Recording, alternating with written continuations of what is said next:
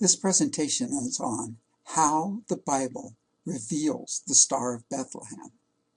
Hello, my name is Bruce Killian, and I'm an engineer by education and profession, and I'm also a biblical scholar by education and practice, and I've been studying the scriptures diligently for over 30 years.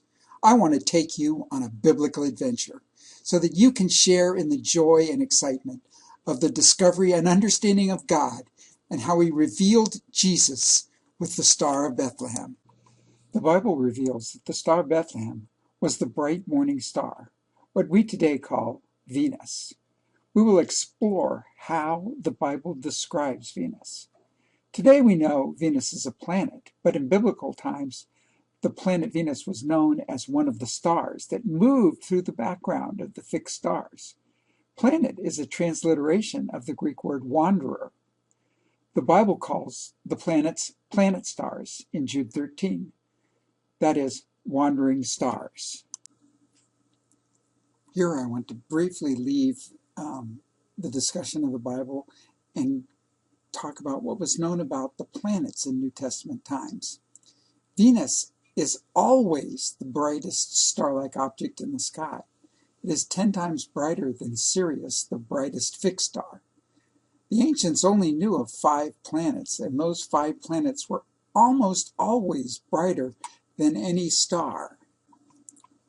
What is a morning star? Is it any star one sees in the morning? No. Only the planets Venus and Mercury were known as morning or morning and evening stars because they are closer to the sun than the earth. They can only be seen for a few hours after sunset or a few hours before sunrise. They are never visible in the middle of the night like the rest of the planets and stars because they are never further from the sun than the earth. Venus, the brighter of the morning stars, spends nearly 9 months as the bright morning star, then hides for about 50 days, then spends nearly 9 months as the bright evening star, then hides again for about 8 days. Thereafter it repeats this. Hereafter, I will use the word star to include planets unless prefixed with the word fixed. The Bible in Matthew 2:1 and 2 reveals that after Jesus was born, wise men, that is magi, the astronomers of the day, came to worship the newborn king because they saw his star, not a star, but his star, rise in the east. Does the Bible identify Jesus' star? Because the magi came because they saw Jesus' star. Yes, in the very last chapter of the Bible, Revelation 22:16, Jesus himself identifies his star as the bright morning star. Therefore, the Magi saw the bright morning star, which is Venus, rise. Venus is the only candidate for the Star of Bethlehem. When does a star rise? A star was said to rise when it first became visible in the east at sunrise. The Greek word Anatole was the word for rise as the sun, and the Greeks later used this word in the plural to refer to the direction east. Because stars cannot be seen at sunrise, this actually means shortly before sunrise, when the star is first visible. The Magi referred to this rising using an astronomical term to rise in the east with the sun instead of the standard way of saying it in the east. This is important because almost all stars rise in the east each day, but normally only once annually do they rise with the sun. Matthew in verse 2:1 uses east in the normal way. The Magi came from the east. While in verse 2:2 he uses east as an astronomical term. The star rose in the east with the sun. It seems so simple. You're probably asking yourself, if the method of identifying this star is so straightforward, why wasn't this star identified long ago? Well, the answer, I believe, lies in who has been searching. Because people, even biblical scholars, have looked to astronomers to answer the question of what was the Star of Bethlehem. And then astronomers go about searching for the star by determining the approximate year. Then they look for something unusual because the Magi would not make a long trek for something they saw regularly.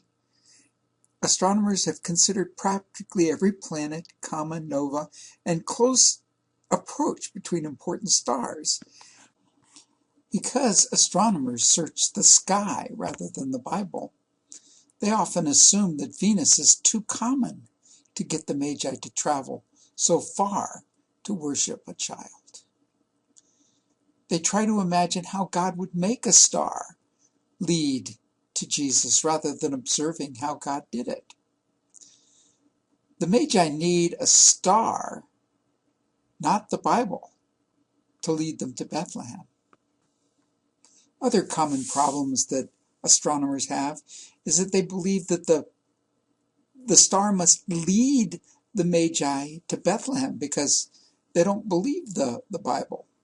They assume Jesus would be easy to find once they got to that little town. They often underestimate the power of God to control heavenly events, the clarity of the atmosphere, daytime visibility, etc. And for people that are not astronomers, they assume that the star does things that stars can't do, like lead to Jesus. So they conclude it must be a miraculous star, something like a helicopter or an angel leading the Magi directly to Jesus. The Magi were probably from Babylon for several reasons. The star pointed in the direction of Judah from there, but also from Media Persia. Second, 600 years earlier, the prophet Daniel of Daniel in the Lion's Den was appointed by King Nebuchadnezzar as the chief of the Magi in Babylon because of his wisdom, Daniel 2:48, and he introduced the Bible to the Magi as the source of his wisdom.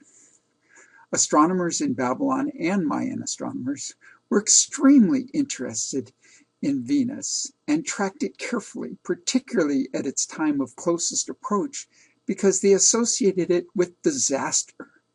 They knew that it went invisible for 8 days before it appeared as the bright morning star. Those records are available to us today. A second problem for astronomers and biblical scholars is that most have accepted the incorrect assumption that the lunar eclipse of March 13th, 4 BC was the eclipse mentioned by Josephus before the death of King Herod the Great. But it was too close to Passover, and it occurred when most people were sleeping. A much better eclipse for the lunar eclipse was December 29th, 1 BC. This eclipse was on the horizon where extinction would redden the moon's appearance. I have studied biblical chronology extensively to aid in this search. Today, there are free and low-cost programs that can accurately display what the sky looked like from any location on Earth, looking in any direction, at any time, for the last 4,000 years, presuming clear weather. A simple description of the meaning of the Bible word sign is picture. God makes pictures in the sky that most all can understand and interpret. His star was not the sign, rather it marked the sign. We saw his star as it rose. By marking a picture rather than being the picture, it can tell a much bigger story. So what did the Magi see when they saw his star rise? It marked a vertical line of planets in the constellation of Leo, Latin for lion. This line of stars was shorter, straighter, and brighter than the belt of Orion. Because the sun was just below the horizon, only the planets and maybe a few of the brightest stars of Leo could be seen. But the three wandering stars formed a very bright line looking very much like a scepter, and Venus was just visible above the horizon. The stick figure made by the stars is shown on the right as a picture of a lion, And you can see in the hind feet of the lion, there are 3 stars that form a scepter. I have a scepter depicted right next to it to give you an idea what it looks like. And Venus is in the far right corner, just above the horizon. This picture is what the Magi saw and what caused them to come to Jerusalem to worship a newborn king. At this point, the picture faded after only a couple of minutes, and all that could be seen was the sun and Venus. Yes, Venus could continue to be seen in the daytime sky as the day star, and it continued to rise into the sky and finally set in the west at sunset, pointing the direction to Jerusalem. The daytime visibility of the bright morning star was rare, but Venus was far from its normal path, the ecliptic. So God wanted the Magi to pay attention to where it was headed. Peter says, if we pay attention to prophecy, the day star will arise in our hearts in 2 Peter 1:19. Peter knew Venus was also the day star, the only normal star visible during the day. It is the only visible during the day for a few days near the time when it is in its closest approach to Earth, that is, when it first rises as the morning star. Why did the Magi associate this picture with the King of the Jews? If we remember, Daniel introduced the Magi to the Bible. And one well-known messianic passage from Genesis 49:9 and 10 was that Judah was a crouching lion, and the scepter would not depart from Judah, nor a ruler's staff from between his feet, until he comes to whom it belongs, and the obedience of the nations is his.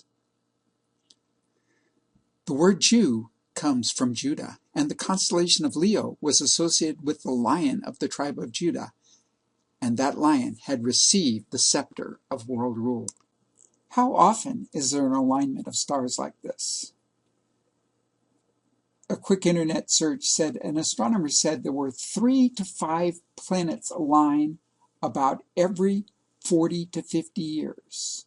Though the Magi might see 2 alignments in a lifetime, however, this was not an alignment just anywhere. It was right on the horizon, and the stars were very close together. The scepter was vertical and the lion upright. It involved only the brightest stars, and the stars were aligned so that the brightest were where the atmospheric extinction was the highest. Finally, all these stars were just barely visible, and only where and when the atmosphere was extraordinarily clear by men with excellent eyesight. God had arranged the solar and atmospheric weather. When did the Magi come? The Magi did not see this picture and jump on their horses or camels. It probably took time for them to fully understand the implications of what they had witnessed. And they came shortly before Venus was due to rise again, to be sure the king would be born. So the sign did not indicate that Jesus was born, but that he would soon be born. And he would be born before the star rose again.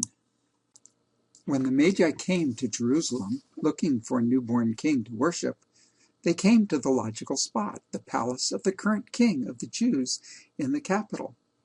When they inquired, they learned all of the king's sons were adults, and there were apparently no new qualifying grandsons to be this world-ruling king. While the Magi conversed with Herod, they undoubtedly mentioned the Bible passage that first mentions an individual star. In Numbers 24, there Israel is called a crouching lion in verse 9. It also mentions a star and a scepter rising out of Israel that would crush the heads of Seth in 24:17. The Magi probably did not realize that Herod was from Edom. Since Herod was Edomite, the Magi were saying this newborn king would kill Herod's people. That is why King Herod became so interested in the prophecy and later tried to kill the Magi.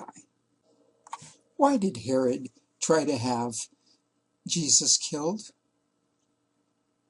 Well, one, there was the threat against his people, but Herod was a very evil king. He killed his wife. He killed several of his sons, one of them just days before he died of old age. It was said it would be better to be his pig than his son because he did not eat pork. So Herod ordering the murder of a few boys in Bethlehem is completely in line with his character. Herod wanted to know where this threat would come from, so he gathered the religious leaders who would know. At the meeting with King Herod, the Magi were told that the Bible said this king would be born in Bethlehem, a town about 6 miles south of Jerusalem. Because the Magi were told that the babe would be born in Bethlehem, they did not need a star to guide them to Bethlehem. Anyone in Jerusalem could point the way 6 miles south. And also, they could not follow a star to Bethlehem during the night because they would stumble and fall, as Proverbs 4:19 says. The Magi proceeded to Bethlehem. When they arrived there, it was almost time for Passover. When the Magi got to Bethlehem, they could not locate the king by asking. The men were gone because they were required to be in Jerusalem. No one they talked to could identify this newborn king. Mary and Joseph, like Moses' parents, had wisely kept Jesus hidden. Where do you look when no one knows where the king lives? The star guided them to Judah. Maybe it could guide them to the exact location where they lived. So they set up camp in the shepherd's field east of town and waited for the star to rise again.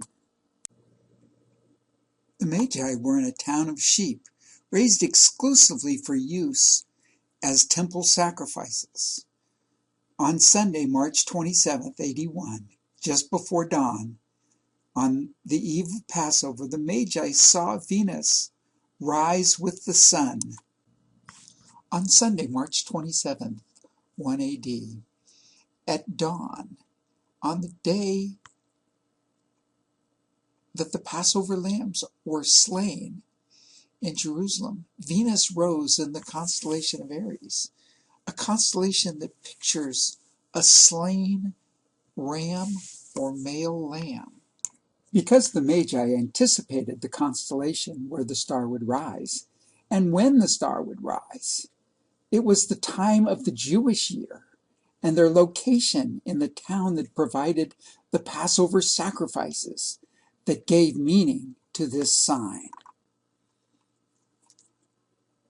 After the sun rose, the day star continued to be visible, trailing slightly behind the sun all day, falling a little bit further behind.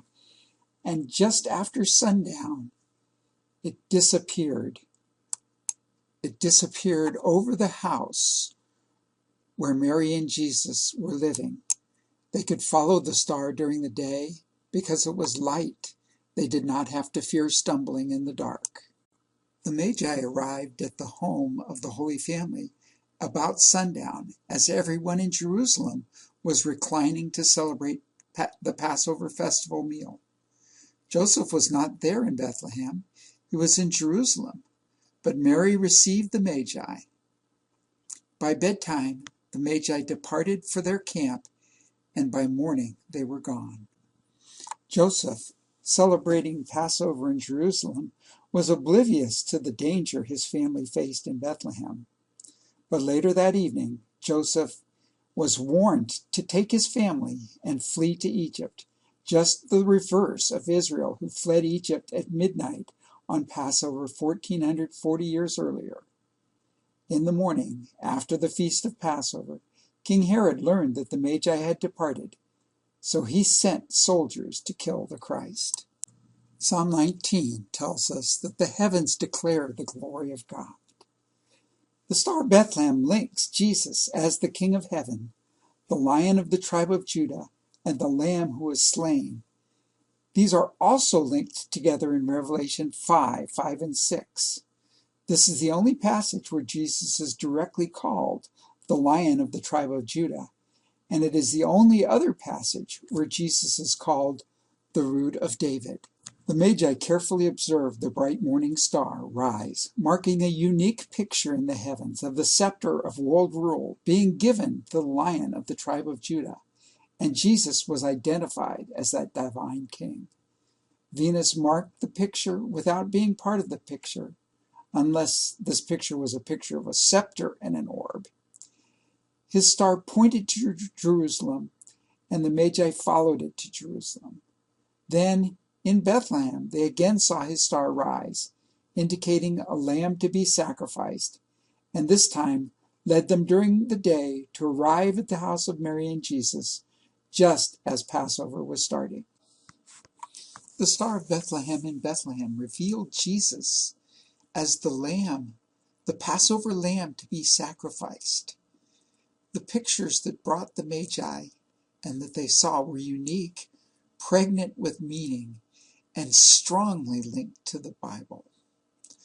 The sign that brought the Magi to Jesus, so that today we could know that Jesus is our Passover lamb, that he was chosen by God before the foundation of the world to be offered for us. In further signs in the heavens during Jesus' life, we'll learn more details about what God revealed about Jesus in the heavens. Jesus is God's main message. Jesus was primarily announced in the Bible, but he is the one who made the heavens, so they declare his glory. The wise men, the Magi, came to worship Jesus and gave him gifts because he was announced in the heavens, but they understood the announcement by reading the Bible. Jesus is the reason for the season. It is anticipated that this is the first of a series of presentations on signs in the heavens revealing Jesus.